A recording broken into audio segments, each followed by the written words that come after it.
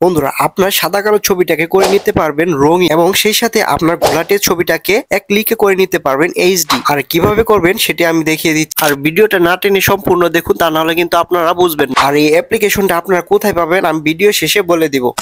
প্রথমে চলে যাবেন অ্যাপ্লিকেশনটাতে, তারপর এখানে ফটো প্লাস আইকনটাতে ক্লিক করে দিবেন। তারপর আপনার গ্যালারি থেকে সাদা কালো ছবিটা নিয়ে নেবেন। তারপর নিচে দেখতে পাবেন অনেকগুলো টুলস রয়েছে, এগুলো বাম দিকে স্ক্রল করে দিবেন। বাম দিকে স্ক্রল করার পর এখানে দেখতে পাবেন ইনহ্যান্স নামে একটা অপশন রয়েছে, এটা ক্লিক করে দিবেন। তারপর সাদা কালো ছবিটাকে রঙিন করতে কালার ওয়াইজে ক্লিক করে দিন। আর অবশ্যই এই কাজটি করতে গেলে আপনাকে নেট কানেকশন দিয়ে কাজটি করতে হবে। কয়েক সেকেন্ড পরে আপনি দেখতে পাবেন আপনার সাদা কালো ছবিটা রঙিন হয়ে গিয়েছে। আপনারা দেখতেই পাচ্ছেন সাদা কালো ছবিটি আমার কত সুন্দর রঙিন হয়ে গিয়েছে। তারপর এটা সেভ করার জন্য উপরে টিক মার্কে ক্লিক করে দিবেন। এখন আপনার ছবিটাকে ফুল এইচডি করার জন্য ইনহ্যান্স অপশনটি ক্লিক করে দিবেন। তারপর কয়েক সেকেন্ড যাওয়ার পরে আপনি দেখতে পাবেন আপনার ছবিটা একদম ফুল এইচডি হয়ে গিয়েছে। আর এভাবে আপনার সাদা কালো ছবিকে করতে পারবেন রঙিন, এবং কি যে কোনো ছবিকে করতে পারবেন ফুল এইচডি। এখন এটি সেভ করার জন্য উপরে টিক মার্কে ক্লিক করে আবার দেখতে পাবেন উপরে সেভ অপশন রয়েছে, এটি ক্লিক করে দিবেন। তারপর এটি আপনি আপনার গ্যালারিতে পেয়ে যাবেন। তারপর বন্ধুরা চলে আসুন মূল কথায়, এই অ্যাপসটি আপনি কোথায় পাবেন আমি দেখিয়ে দিচ্ছি। তার আগে আমার ভিডিওগুলো যদি আপনার ভালো লাগে তাহলে আমার ইউটিউব চ্যানেলটি সাবস্ক্রাইব করে আমার ফেসবুক পেজটি ফলো দিয়ে রাখুন, তাহলে পরবর্তীতে আপনার কাজে লাগবে। এখন এই অ্যাপসটি পাওয়ার জন্য সরাসরি চলে যাবেন ফেসবুকে, তারপর সার্চ অপশনে গিয়ে লিখে দিবেন সোহাগ 0